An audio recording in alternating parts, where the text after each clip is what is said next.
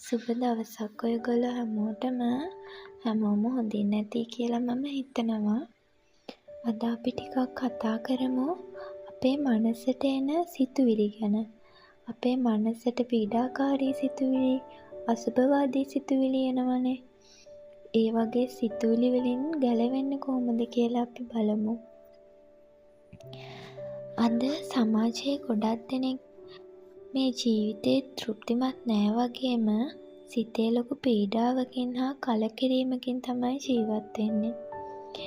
මේ තත්ත්වයට බලපාන්නේ සුභවාදී නොවන සිතුවිලි ධාරාවන්.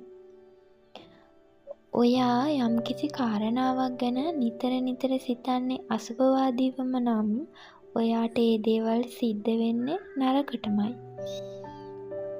අහලා ඇති සමහර අය මෙන්න මෙහෙම කියනවා.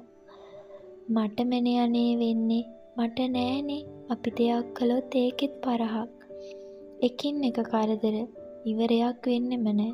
මේක මගේ නොලැබීම, කරුමය, අපේ නෑදෑයොන්ට, අසල්වැසියාට වුණත් මගේ වැරදිමයි පේන්නේ. මට දැන් ඔක්කොම එපා වෙලා. මෙන්න මේ වගේ කියන අය ඉන්නවනම් ඒ කෙනා අසුභවාදී සිතුවිලි ගොඩකින් පීඩාවට පත් වෙලා තමයි ඉන්නේ. එහෙම අය නිතර මන්තරයක් වගේ කියනවනේ අසුභවාදී දේම. ඉතින් අසුභවාදී දේම සිද්ධ වීමේ සම්භාවිතාවයත් ගොඩක් වැඩි. හොඳින් මතක තියාගන්න. අපි මේ වචන වලින් කියන දේවල් තමයි නිතරම සිද්ධ වෙන්නේ. අපි අසුභවාදීව හිතන්න ඒවා අපේ කටින් කියවෙනව නේද? ඊට පස්සේ ඒවම සිද්ධ වෙනවා. අද සමාජයේ ඉන්න ගොඩාක් දෙනෙක් සිතේ වේදනාවෙන් ඉන්නේම තමා විසින් හදාගත් අසුභවාදී සිතුවිලි හින්දා. ඒ නිසා ඔයත් අසුභවාදී සිතුවිලි වලින් හැම වෙලාවකදීම ඒ සිතුවිලි වලට එන්න නොදී එහෙම වෙන්නේ නෑමයි කියලා සුභවාදීව සිතන්න. එතකොට කාලයක් යද්දී ඔයාගේ හිතේ ධනාත්මක සිතුවිලිම තැන්පත් වේවි. ඔන්න හිතන්න ඔයාගේ ගෙදරට එනවා කේලම් කියන වටේ පිටේ අයට බනින මිනිස්සේ. ඔයා මොකද කරන්නේ? පළවෙනි දවසේ කියන දේවල් අහන් ඉන්නවා. දෙවෙනි දවසෙත් අහන් ඉන්නවා. ඒ කෙනා දිගටම එන්න ගන්නවා ඉතින්. අනිත් දවසේ ආපුවාම ඔයාට මේ කෙනා කරදරයක්. ගෙදර වැඩක් කරගන්න තියෙන කාලය වුණත් කා දමනවා. ඒ නිසා ඔයා කොච්චර කතා කරත් දොර අරින්නේ නැහැ.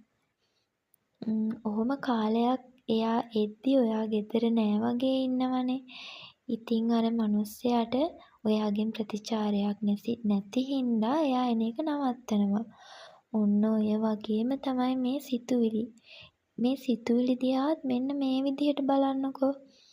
සිතුවිල්ලට සිතට වදයක් වෙලා එනවනම් ඔයා ඒ ගැන හිතන්න එපා. සිතුවිල්ල අසුභවාදී විදිහට දකින්න ඔයාට ඒක නැවත හිතට වද දෙදීම එනවා.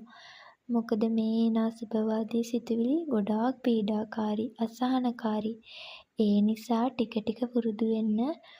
එතකොට ඔයාගේ සිතට එන අසුභවාදී සිතුවිලි හින්දා බයක්, පීඩනයක් දැනෙන එකක්වත් නැහැ.